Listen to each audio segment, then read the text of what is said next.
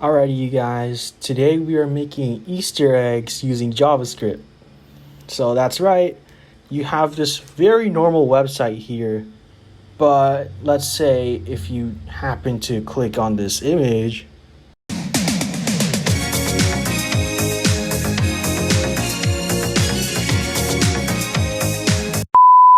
okay, so the HTML and CSS is in the description if you guys also want to follow along.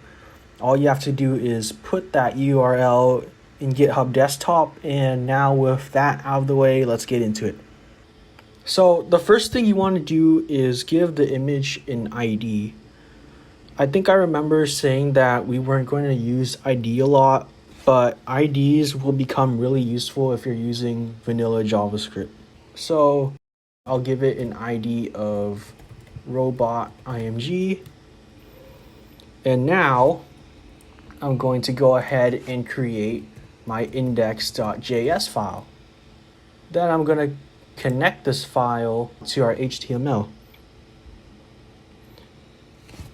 Then I'm going to create a variable called robot. And using this variable, I'm going to associate it with our robot image here.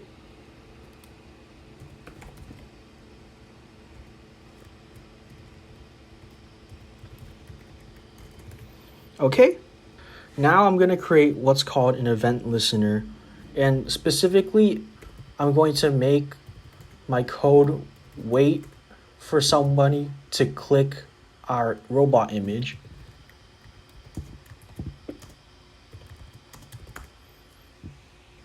And then when someone clicks on my image, I'm going to make what's called a callback, which is a function that runs when something like a click happens. If I want to test to see if my code works, I can type something like console log,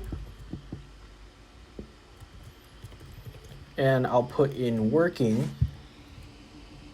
And now, if I go into my inspect tool, I go to console and I click on my image, you'll see here that boom, our JavaScript code actually works.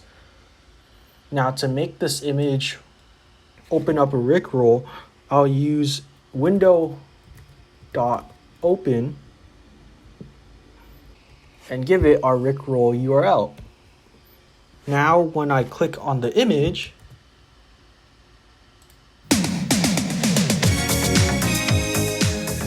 okay, so everything's working perfectly. Now I want to make the spinning animation for our image. So in my styles.css, you'll notice that I already have this keyframe called rotate, which will rotate our image. So all we really need to do is create our selector, and I'll call this rotate animation. And then I'll give it an easing property so that it's smooth throughout the animation. So now in my CSS, I'm going to select my robot image and add this animation by going to its class list and adding rotate animation. Finally, I'm going to wrap my windows inside of a SetTimeout.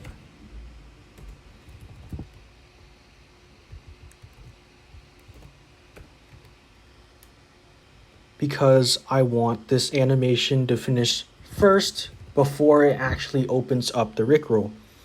And I put in 1000 because SetTimeout counts in milliseconds instead of seconds. So now we have our moment of truth.